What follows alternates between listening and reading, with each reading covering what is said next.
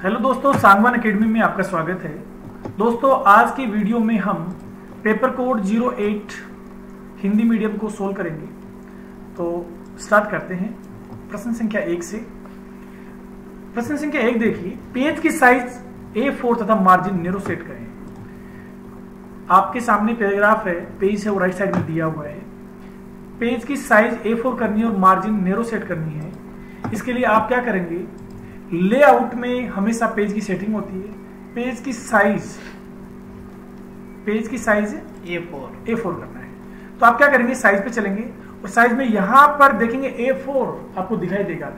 ध्यान रहे कि यदि अगर ये बोलता है A4, A5, A3 अगर नाम बोलता है तो यहां से मिलेगा। और यदि आपको कहा जाता है कि पेपर की साइज 7 इंच कीजिए, 8 इंच कीजिए, इस तरीके से, तो आप पेपर साइज में जाके यहां से पेपर साइज टाइप करेंगे इस जगह पे। क्लियर है चीज? तो अभी हमें क्या करना है, पेपर साइज A4, साइज में जाके आप A4 करेंगे। मार्जिन नेरो सेट कीजिए। मार्जिन का भी नाम दिया हुआ नेरो। अगर ये बोलता है 1 इंच 2 इंच तब तो हम क्या करते हैं, कस्टम मार्जिन में जाके टाइप करते हैं। लेकिन नाम दिया है तो आप क्या करें, नेरो पे क्लिक करेंगे तो ये मार्जिन नेरो सेट हो गया। ठीक है, साइज दोबारा सुनो एक बार, लेआउट में जाके साइज पे जाके यहां से A4 सेट किया मैंने। मार्जिन में जाके और नेरो पे क्लिक करेंगे तो नेरो मार्जिन सेट हो जाएगा।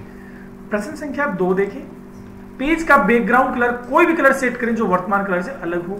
वर्तमान में आपको व्हाइट कलर दिखाई दे रहा है पेज बैकग्राउंड। अब हमें क्या करना है, इसका कलर चेंज कर देना है। पेज कलर, तो पेज कलर देखो, डिजाइन में जाना आपको और डिजाइन में जाने के बाद आप पेज कलर पे जाएंगे और यहां से आप कोई भी कलर जो लगाना चाहेंगे वो कलर इसमें लगा सकते हैं। ठीक है, दोबारा सुनिए, डिजाइन में जाएंगे, डिजाइन में जाने के बाद पेज कलर और कोई भी कलर इसमें चूज कर लेंगे, क्योंकि क्वेश्चन में कहा गया है कि आप वर्तमान कलर से कोई भी कलर चेंज कीजिए। ठीक है, तो हमने इसका बैक कलर है वो चेंज कर दिया है।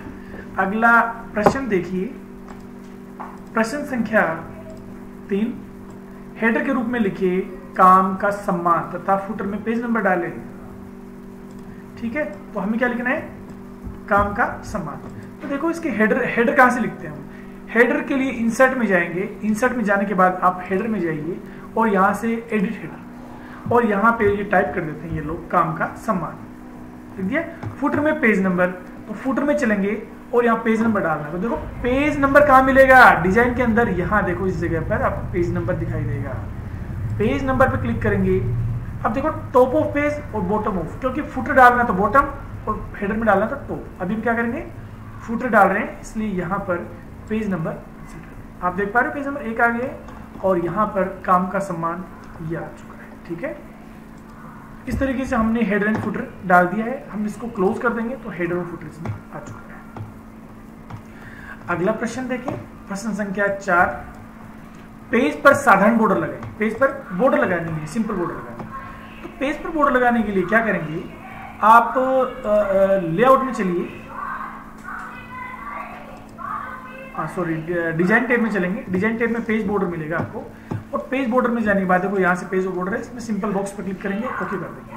तो चारों तरफ, पेज की चारों तरफ देखेंगे बॉर्डर लग जाएगी, सिंपल बॉर्डर लग जाएगी। दोबारा देखिए, पेज पर प्रश्न देखिए, पेज पर साधारण बॉर्डर लगाएंगे। किस तरीके से लगाएंगे, आप डिजाइन टैब में जाएंगे, यहाँ से आपको पेज बॉर्डर मिलेगा और पेज बॉर्डर में जाने के बाद बॉक्स पर क्लिक कर देंगे। ये सिंपल है, शेडो सिंपल नहीं है, इसमें थोड़ा सा शेडो इफेक्ट आता है, 3D में 3D टाइप होता है। तो हम बॉक्स करेंगे, सिंपल कहा गया है, और उसके बाद में ओके कर देंगे तो इसमें क्या लग जाएगी, बॉर्डर लग जाएगी। अभी हमें किसी प्रकार की कोई कलर के लिए कहा नहीं गया, इसलिए हमने क्या किया, तो कलर चूज नहीं किया। ठीक है, इस तरीके से साधारण बॉर्डर अप्लाई हो जाएगा। अगला प्रश्न देखें, प्रश्न संख्या 5, द्वितीय पैराग्राफ पर आउटसाइड बॉर्डर लगाएं तथा बॉर्डर का कलर लाल हो। देखो दूसरे पैराग्राफ पे, ये दूसरा पैराग्राफ मैंने सिलेक्ट कर लिया। इसमें क्या करना है, बॉर्डर लगानी है। तो बॉर्डर का कलर कैसा होगा, बॉर्डर का कलर रेड होगा। तो पहले हमने बॉर्डर का कलर सेट कर लिया रेड। अब हम क्या करेंगे, अब बॉर्डर लगाएंगे। तो आउटसाइड बॉर्डर पे क्लिक करेंगे तो आउटसाइड बॉर्डर लग जाएगा। ध्यान रहे, पहले बॉर्डर का कलर सेट कर ले, उसके बाद में बॉर्डर अप्लाई करेगा। अगला प्रश्न देखिए, प्रश्न संख्या 6, टेबल में लिखा गया नाम भरतपुर को प्रथम पैराग्राफ के साथ तथा जयपुर को तीसरे पैराग्राफ के साथ हाइपरलिंक करें। ये बड़ा ही अच्छा क्वेश्चन है। देखो प्रथम पैराग्राफ को भरतपुर के साथ, तो मैं प्रथम पैराग्राफ को एक नाम दे देता हूँ। मुझे मार्क करके रखना पड़ेगा नाम। तो कैसे करते हैं देखो, आप इसके लिए इंसर्ट में जाएंगे, इंसर्ट में बुकमार्क पे क्लिक करेंगे, ठीक है। तो ये फर्स्ट पैराग्राफ है, तो मैं लिख देता हूँ इसका नाम फर्स्ट लिख देता हूँ, कुछ भी नाम दे सकते हैं आप, ABCD जो भी देना चाहिए फर्स्ट, और इसको मैंने ऐड कर दिया। इट मींस इस पैराग्राफ का नाम हो गया फर्स्ट, ठीक है। अगला बोल रहा है कि तीसरे पैराग्राफ को जयपुर के साथ, तो ये तीसरा पैराग्राफ है। तीसरे पैराग्राफ को मैं नाम दे देता हूं, नाम देने के लिए हम बुकमार्क करते हैं। बुकमार्क कहां होता है, इंसर्ट के अंदर। इसको मैंने नाम दे दिया थर्ड, कुछ भी नाम अपनी मर्जी से दे सकते हैं, हो गया। अब देखो क्या कह रहे हैं कि टेबल में जहां भरतपुर दिया हुआ है इसको प्रथम पैराग्राफ के साथ लिंक कीजिए, तो आप भरतपुर को सिलेक्ट कीजिए, हाइपरलिंक पे जाना है। हाइपरलिंक पे क्लिक करने के बाद हमें इसी पेज के अंदर इसी पैराग्राफ से लिंक करना है, तो आप बोलेंगे प्लेस इन दिस डॉक्यूमेंट, इसी पेज के अंदर। तो देखो मुझे भरतपुर को फर्स्ट वाले से जोड़ना है, तो मैंने ओके कर दिया। जयपुर को सिलेक्ट करेंगे, जयपुर को थर्ड पैराग्राफ के साथ, तो मैं करूंगा हाइपरलिंक थर्ड, और उसको करूंगा ओके। देखो ये लिंक हो चुका है। अब आप बोलोगे सर लिंक हुआ या नहीं हुआ कैसे पता चलेगा? आप कंट्रोल दबाकर यदि भरतपुर पे क्लिक करेंगे तो देखो कर्सर कहां ले जाएगा, आपको सीधा फर्स्ट पैराग्राफ पे ले जाएगा, क्लियर। और यदि आप कंट्रोल दबा के जयपुर पे क्लिक करेंगे तो आपको कहां ले जाएगा, देखो ये थर्ड पैराग्राफ पे ले जाएगा, ठीक है। इस प्रकार से हम उसको सोल्व करेंगे। अगला प्रश्न देखिए, प्रश्न संख्या 7। अंतिम पैराग्राफ को in margin drop cap 3 line के बराबर सेट करें। हमें ड्रॉप केप सेट करना है, ड्रॉप केप अंतिम पैराग्राफ के ऊपर। तो देखिए ये अंतिम पैराग्राफ अपना, इस अंतिम पैराग्राफ में हमें ड्रॉप केप लगाना। ड्रॉप केप हमेशा इंसर्ट टैब में होता है, तो इंसर्ट टैब पे गए और यहां से ड्रॉप केप पे गए। ड्रॉप केप में इन मार्जिन के लिए कहा गया है कि इन मार्जिन, तो आप ड्रॉप केप ऑप्शन में चले जाइए और इसमें से इन मार्जिन पे क्लिक कीजिए और 3 लाइनों के बराबर करना है ड्रॉप केप, इसलिए 3 लाइन्स इसमें टाइप करेंगे। अगर 4 लाइन या 5 लाइन के लिए कहे तो यहाँ 4 या 5 टाइप करेंगे। अभी हम 3 लाइन करेंगे, इन मार्जिन करेंगे, ओके करेंगे। तो आपका ये जो ए लिखा हुआ है ये इन मार्जिन हो चुका है 3 लाइनों के बराबर। बड़ा ही अच्छा क्वेश्चन है और ये फर्स्ट टाइम अपने सामने आया है क्वेश्चन, इसलिए कहता हूं बार बार मैं आपको कि वीडियो लगातार देखते रहिए आप, इससे आपको परीक्षा में तो सफलता मिलेगी मिलेगी, साथ ही आपको कभी भविष्य में अब किसी ऑफिस में काम कर रहे हो वहां भी आपको इधर उधर नहीं देखना पड़ेगा। पेज के अंत में A2 + B2 = C2 लिखिए, उसके बाद इनमें सभी नंबर डिजिट को सुपरस्क्रिप्ट करें। चलो जी हम पेज के अंत में चलते हैं, ये पेज का अंत है। यहां हम लिखते हैं A2 + B2 = C2, और ये कहना चाह रहा है, सॉरी ये हिंदी में हो गया, कोई बात नहीं, मैं इसको इंग्लिश में चेंज कर लेता हूं। उसके बाद में ये बोल रहा है कि पेज के जितने भी नंबर्स हैं सभी को सुपरस्क्रिप्ट करें। तो आप एक एक सिलेक्ट करके भी कर सकते हो। एक एक सिलेक्ट किया मैंने, और सिलेक्ट करने के बाद मैं करता हूं यहां से सुपरस्क्रिप्ट, ठीक है। तो इस प्रकार से आपको ये दिखाई देगा कि ये हमने A2 + B2 = C2 लिखा, और उसके बाद में हमने क्या कर दिया, जो नंबर वाले थे इन सभी को हमने क्या कर दिया, सुपरस्क्रिप्ट कर दिया। किस तरीके से होगा, चाहे तो आप एक एक अक्षर को सिलेक्ट कर लीजिए या फिर एक साथ भी कर सकते। कैसे किया मैंने एक साथ बता देता हूं मैं आपको।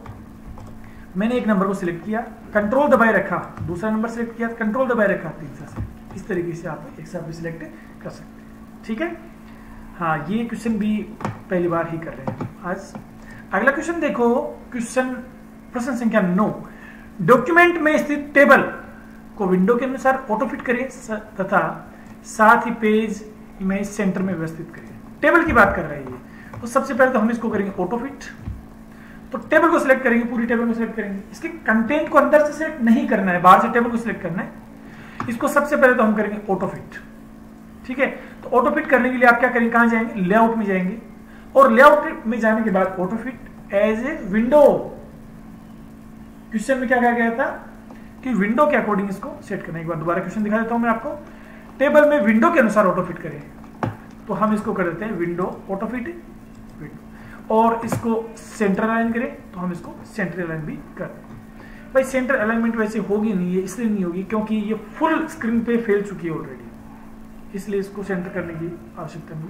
लेकिन प्रश्न में दिया हुआ है तो हमें तो करना ही है, हो या नहीं हो उससे कोई मतलब नहीं। अगला प्रश्न देखिए, प्रश्न संख्या 10। टेबल में केवल दूसरे कॉलम को छोड़कर अन्य सभी जगह लिखा हुआ समस्त कंटेंट सेंट्रल अलाइनमेंट करें। सुनो दोबारा से, टेबल में केवल दूसरे कॉलम को छोड़कर अन्य सभी कंटेंट का अलाइनमेंट सेंटर सेट करें। तो दूसरे कॉलम को छोड़ देंगे, बाकी सबको सिलेक्ट करेंगे। कैसे करेंगे अभी बताया था मैंने आपको, कंट्रोल दबा के एक कॉलम सिलेक्ट किया, दूसरा किया, तीसरा किया, चौथा किया, तो दूसरा तो रह गया, बाकी सब सिलेक्ट हो गए। अब आप क्या करेंगे, सेंटर अलाइनमेंट कर देंगे। तो सेंटर पर क्लिक करेंगे तो सेंटर अलाइनमेंट सेट हो गया। ध्यान से देख पा रहे हैं आप कि अच्छे से ये बाकी अन्य जो कॉलम है उनका अलाइनमेंट सेंटर सेट हो चुका है।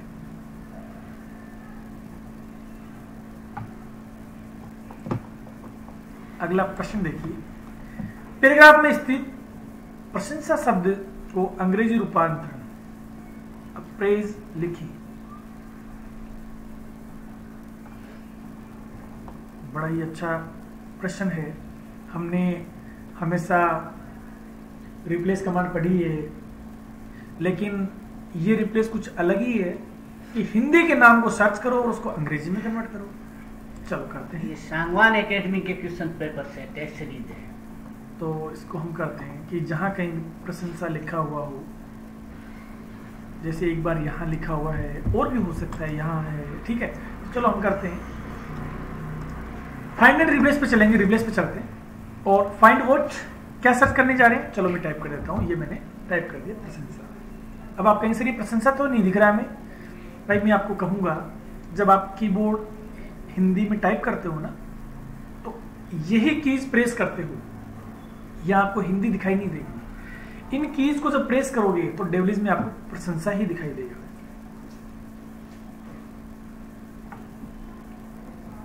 करना क्या है, रिप्लेस वो रिप्लेस में करेंगे। जो काम करना है वो रिप्लेस में करेंगे। तो आप चलेंगे रिप्लेस में, पहले तो आप चलिए यहां लिखिए अप्रेज। स्पेलिंग बिल्कुल करेक्ट रखेंगे, जो पेपर में दिया हो, चाहे गलत दी हुई हो उससे हमें मतलब नहीं है, लेकिन जो पेपर में है वो ही रखेंगे, ठीक है। अब ये कि इसका फॉन्ट भी कौन सा होना चाहिए, हिंदी वाला नहीं, अंग्रेजी वाला फॉन्ट होना चाहिए, ठीक है। तो हम क्या करेंगे, मोर पे जाएंगे, फॉर्मेट पे जाएंगे, फॉन्ट पे जाएंगे, और फॉन्ट इनमें से कोई भी एक फॉन्ट चूज कर लेंगे। By default font Calibri choose कीजिए।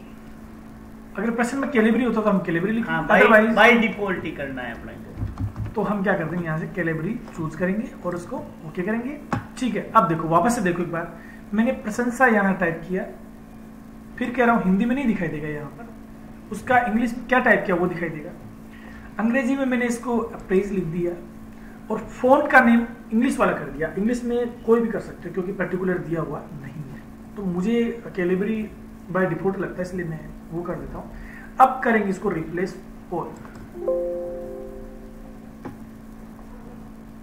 All done. We made 4 replacements. तो 4 रिप्लेसमेंट हो चुके हैं। देखो, एक अप्रेज यहाँ है, एक यहाँ है, और आगे भी होंगे जहां जहां पे प्रशंसा लिखा हुआ था हिंदी में, वहां क्या चमत्कार हुआ है। अगला प्रश्न देखिए, प्रश्न संख्या 11। पैराग्राफ में स्थित प्रशंसा शब्द ये हो चुका है। प्रश्न संख्या 12 देखिए, दूसरे पैराग्राफ को bold, italic, underline, words only कीजिए। अंडरलाइन क्या करना, वर्ड्स ओनली। चलो सेकंड पैराग्राफ को हम करते हैं बोल्ड, इटैलिक और अंडरलाइन। तो हम सेकंड पैराग्राफ को सिलेक्ट कर लेते हैं।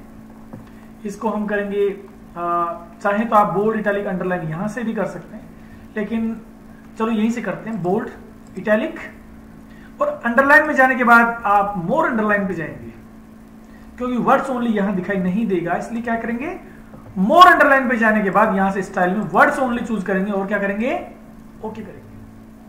अगर अंडरलाइन वर्ड्स ओनली का कलर चेंज करवा देता तो, अगर अंडरलाइन कलर चेंज करने के लिए कहता है तो मोर ऑप्शन में जाने के बाद आप अंडरलाइन कलर यहां से भी सेट कर सकते हैं। वाह क्या बात है, ठीक है। लेकिन नहीं कहा जाता तो नहीं करना है, जितना कहा जाए उतना ही करना है। अगला प्रश्न देखिए, प्रश्न संख्या 13। प्रथम पैराग्राफ की फॉन्ट साइज 17.5 और फॉन्ट कलर हरा करें। प्रथम पैराग्राफ, तो हम चलते हैं प्रथम पैराग्राफ को हम सिलेक्ट करते हैं। उसके बाद में इसकी फ़ॉन्ट साइज 17.5 करनी है। फ़ॉन्ट साइज आप जानते हैं कि यहाँ से होम टैब के अंदर यहाँ फ़ॉन्ट साइज होती है, इसको हम करते हैं 17.5 और फ़ॉन्ट का इसको ओके कर दीजिए आप एंटर प्रेस करके। और फ़ॉन्ट कलर, होम टैब में फ़ॉन्ट के अंदर यहाँ से फ़ॉन्ट कलर होता है, इसको टेक्स्ट कलर भी कहा जाता है। ग्रीन करना है, आप ग्रीन पे प्रेस करेंगे तो ग्रीन कलर हो जाएगा। ठीक है, इस प्रकार से हम फ़ॉन्ट की साइज 17.5 और फ़ॉन्ट का कलर हमने क्या कर दिया, हरा कर दिया है। ठीक है, अगला प्रश्न देखिए, प्रश्न संख्या 14। सभी जगह काम शब्द की फ़ॉन्ट साइज 20 तथा इसे बोल्ड करें। जहां कहीं भी काम लिखा हुआ है उसकी फ़ॉन्ट साइज क्या कर देंगे, उसकी फ़ॉन्ट साइज 20 करें और बोल्ड करें। तो देखो पूरे पेज में जहां कहीं, तो हम क्या करेंगे, रिप्लेस पे चलेंगे, पहले से लिखा हुआ सब कुछ हटा देंगे, फॉर्मेटिंग में नो फॉर्मेटिंग कर देंगे। दोनों तरीके बार बार बता चुका हूं। एक ओनली फाइंड से भी हम कर सकते हैं। यहां मैंने लिखा काम, हिंदी में नहीं दिखाई देगा भाई, यहां पर अंग्रेजी में दिखाई देगा। फाइंड इन में जाके मेन डॉक्यूमेंट, जहां जहां काम लिखे हुए हैं सब जगह सिलेक्ट हो चुके हैं। इसकी साइज आपको प्रश्न में देखिए दोबारा से, साइज 20 करनी है और इसे बोल्ड करना है। तो यहां से साइज को आप क्या करेंगे 20 और इसको क्या कर देंगे, बोल्ड भी करेंगे। ठीक है, अगला प्रश्न देखिए, प्रश्न संख्या 15। चतुर्थ पैराग्राफ का अलाइनमेंट सेंटर करते हुए इनकी line space at least 22 point set करें। तो चतुर्थ पैराग्राफ का अलाइनमेंट सेंटर भी करेंगे और लाइन स्पेस एटलीस्ट 22। चतुर्थ पैराग्राफ देखिए पहले कौन सा है, ये चतुर्थ पैराग्राफ को हमने सिलेक्ट कर दिया। इसका सबसे पहले हम क्या करेंगे, अलाइनमेंट सेंटर। तो आप अलाइनमेंट सेंटर यहां से भी कर सकते हो, या फिर आप पैराग्राफ के अंदर चलिए, डायलॉग बॉक्स को ओपन कीजिए, यहां से ऊपर ऊपर अलाइनमेंट दिया हो तो यहां से भी आप इसको सेंटर कर सकते हो। दोनों ठीक है, गलत कोई सा नहीं, दोनों ठीक है। उसके बाद में लाइन स्पेस, तो लाइन स्पेसिंग ऑप्शन आपको स्पेसिंग में यहां से मिलता है। इसमें एटलीस्ट करना है कितना, क्वेश्चन में दोबारा देखिए 22 पॉइंट, तो यहां 22 टाइप कर दीजिए, पॉइंट ऑलरेडी लिखा हुआ है, इसको ओके कीजिए। आप देखेंगे सेंटर भी हो गया और लाइन स्पेसिंग 22 पॉइंट भी सेट हो चुकी है। अगला प्रश्न देखिए, प्रश्न संख्या 16। पांचवें पैराग्राफ में कैरेक्टर स्पेस एक्सपेंडेड मोड में 1.3 पॉइंट सेट करें तथा स्केलिंग 80% करें। क्या क्वेश्चन है?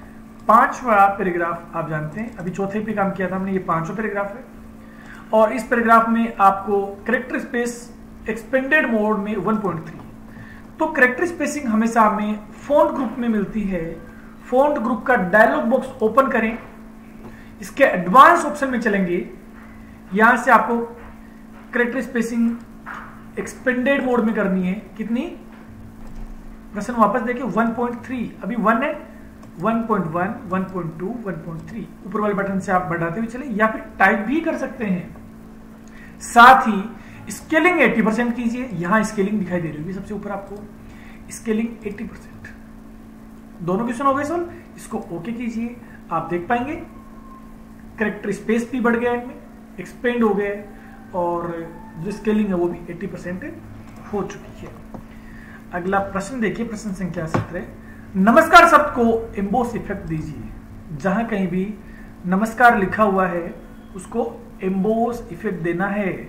तो चाहे तो आप डायरेक्ट भी कर सकते हैं, फाइंड से या रिप्लेस से भी कर सकते हैं। तो देखो कैसे करेंगे, हम फाइंड एंड रिप्लेस पे चलेंगे, पहले से लिखा हुआ सब कुछ डिलीट कर देंगे, सब कुछ डिलीट कर देंगे। यहां से ये जो आपको दिखाई दे रही है फॉर्मेटिंग, इसको भी क्या करेंगे, नो फॉर्मेटिंग। चलो मैं यहां लिखता हूं नमस्कार, टाइप कर दिया आपने, हाँ टाइप कर दिया मैंने। उसके बाद में रिप्लेस में जाके, मैं इस बार फाइंड से नहीं बता रहा हूं, इस बार रिप्लेस से बता रहा हूं। फाइंड में तो वही होता है, फाइंड में जाएंगे, फाइंड इन मेन डॉक्यूमेंट, तो जहां जहां नमस्कार वो सिलेक्ट हो जाएगा और उसके बाद में आप डायरेक्ट क्या कर सकते हैं, एम्बोस इफेक्ट दे सकते हैं। करके बताता हूं, चलो मेन डॉक्यूमेंट, जितने भी नमस्कार शब्द हैं वो सिलेक्ट हो चुके हैं।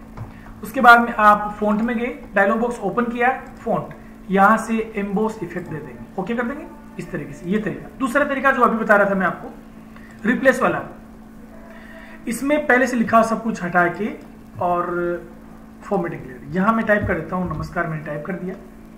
रिप्लेस में जाने के बाद फॉर्मेट पे जाएंगे, फॉन्ट पे जाएंगे और यहां से देखेंगे आप एम्बोस इफेक्ट और इसको ओके कर देंगे। अब हम करेंगे रिप्लेस, ये कहेगा वी मेड वन रिप्लेसमेंट।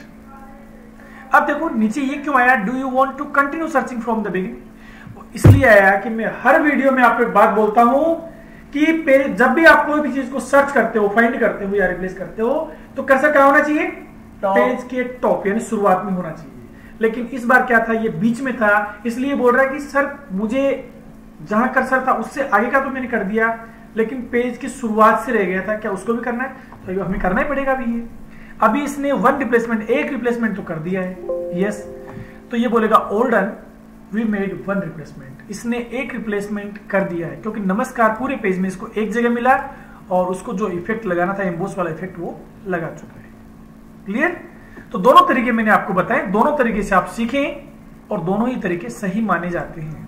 अगर सर इस क्वेश्चन को ऐसे कर देते हैं कि पर्टिकुलर इसी पेज में जहां पर भी नमस्कार है उसको एम्बोस या कोई सा भी इफेक्ट अप्लाई करवा सकता है, तो उसको कैसे करेंगे? करंट पेज, करंट पैराग्राफ को आप सिलेक्ट करके रखिए, पर्टिकुलर पैराग्राफ बता दिया, उस स्थिति में आप पैराग्राफ को सिलेक्ट करके रखिए। ठीक है, चलो मैं करके बताता हूं। जैसे इसी को करते हैं, मैंने फर्स्ट पैराग्राफ सिलेक्ट कर लिया। अब ऐसी स्थिति में मैं फाइंड एंड रिप्लेस पे जाऊंगा, पहले से लिखा सब कुछ हटा देंगे, सब फॉर्मेट हटा देंगे। आप फाइंड में चलिए और यहां टाइप कीजिए नमस्कार, फाइंड इन, अब आप क्या बोलेंगे, करंट सिलेक्शन। अच्छा, पूरे डॉक्यूमेंट में नहीं, केवल सिलेक्शन में। तो करंट सिलेक्शन यानी फर्स्ट पैराग्राफ सिलेक्ट था, उसमें से केवल नमस्कार जितने भी वो सिलेक्ट हो जाएंगे।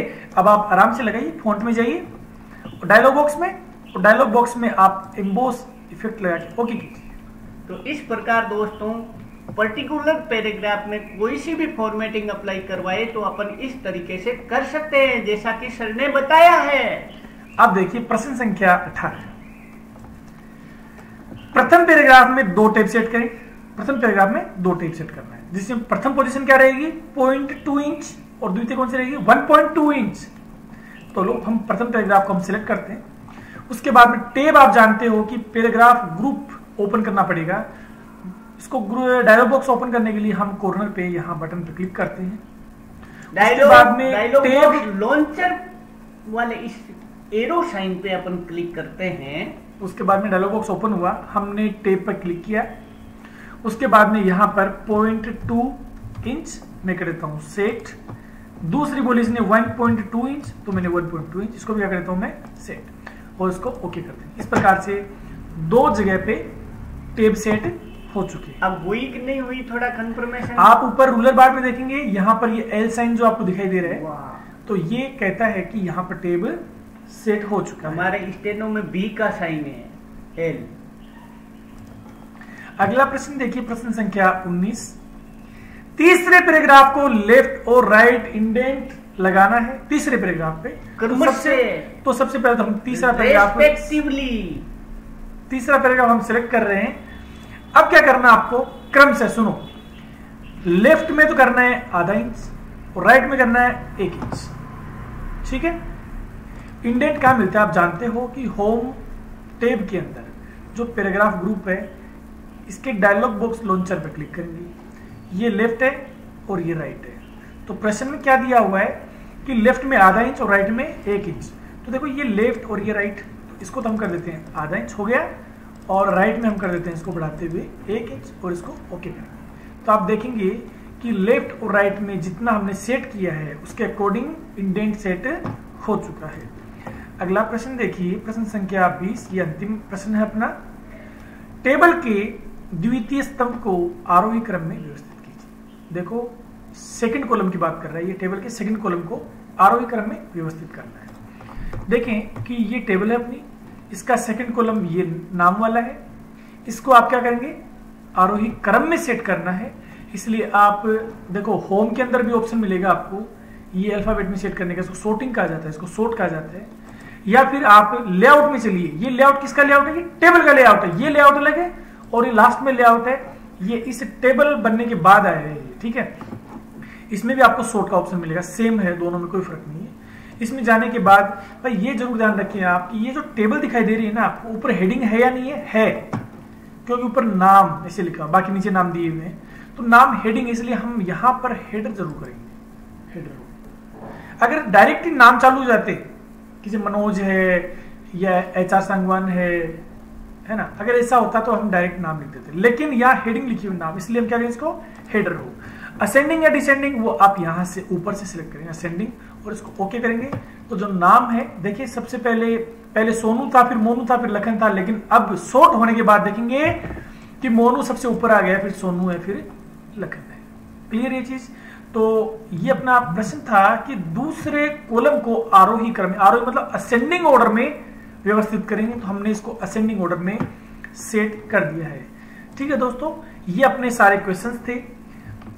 इस क्वेश्चन में जो भी मैंने सॉल्यूशन बताया आपको, एक बार इसको फिर से देखिए अपने YouTube channel Sangwan academy Jaipur पर, इसको दोबारा देखिए एक बार, क्योंकि हमें अच्छे से पढ़ना है, अच्छे से सीखना है इसको।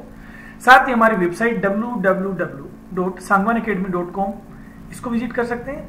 अभी भी क्वेश्चन सोल्व करते समय यदि किसी प्रकार की कोई समस्या आती है या हमें बताने से कोई चीज रह गई हो, तो आप हमें ईमेल लिख सकते हैं sangwanacademy@gmail.com पे लिख सकते हैं। साथ ही आप स्क्रीन पे देख पा रहे हैं, स्क्रीन पर टॉप में सांगवान एकेडमी के मोबाइल नंबर दिए हुए हैं। सांगवान एकेडमी के मोबाइल नंबर 9610155120, यहाँ पर आप डायरेक्ट कॉल कर सकते हैं या फिर हमें व्हाट्सएप कर सकते हैं। आप अपनी क्वेरी लिखिए, हम उसका सॉल्यूशन करके बिल्कुल समझाएंगे आपको। ठीक है, अगला वीडियो लेके हम फिर हाजिर हो रहे हैं, तब तक के लिए नमस्कार।